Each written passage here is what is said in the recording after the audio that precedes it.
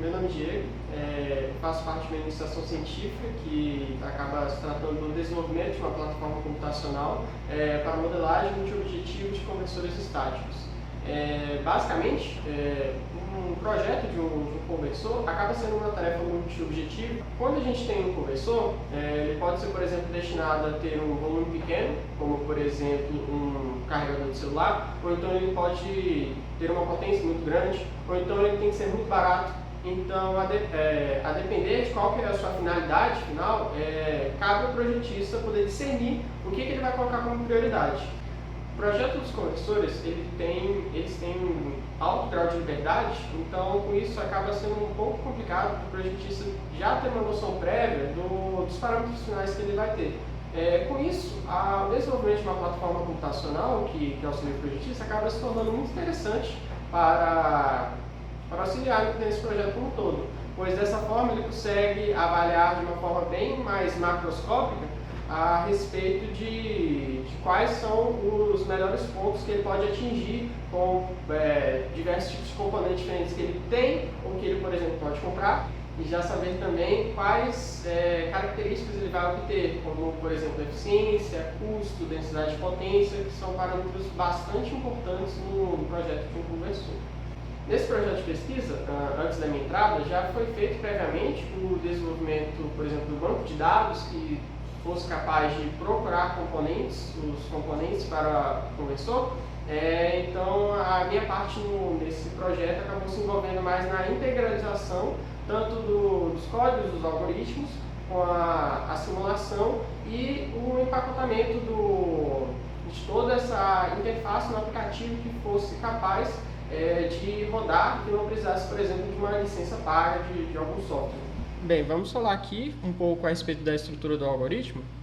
Basicamente, nós recebemos alguns parâmetros de entrada no início, dado pelo projetista. Com os parâmetros de entrada bem definidos e também o conversor definido, que no nosso caso é um Half-Bridge, o algoritmo faz uma busca no banco de dados, é montada uma lista com todos os componentes possíveis para cada elemento, e cada elemento também é dimensionado às suas perdas, o seu volume e suas características a depender das escolhas tomadas com base no banco de dados.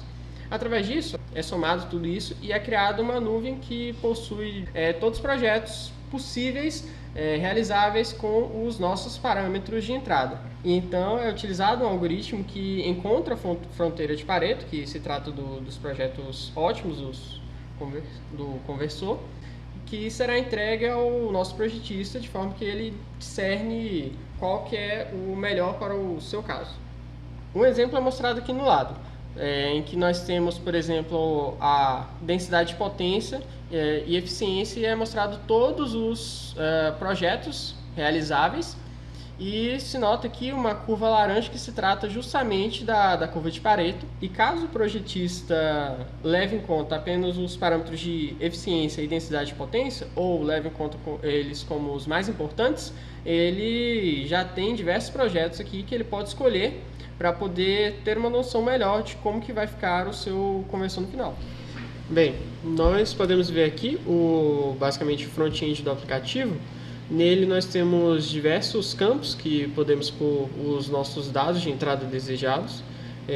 E aqui nós temos basicamente o back-end do aplicativo, no qual tem todo o algoritmo responsável por realizar a simulação, o cálculo da curva de Pareto, o cálculo de perdas, cálculo de volume e também a parte destinada a mostrar esses resultados para o projetista. Bem, nós temos aqui já uma simulação, nós colocamos aqui alguns parâmetros de entrada, né? E quando a gente põe aqui para simular, aqui estão alguns resultados que o nosso algoritmo acabou retornando. Nós temos aqui 3 telas que ele acaba retornando, sendo primeiro algumas grandezas retornadas pela própria simulação. A segunda figura se trata justamente da curva de Pareto, e aqui na figura 3 também se trata da curva de Pareto em laranja. No entanto, aparece também diversos outros projetos aqui que também são Paretos, só que de outras exigências. Além disso, o nosso algoritmo ele também salva todos os projetos realizados num arquivo de texto, por exemplo, que pode ser processado posteriormente, caso seja de interesse do projetista.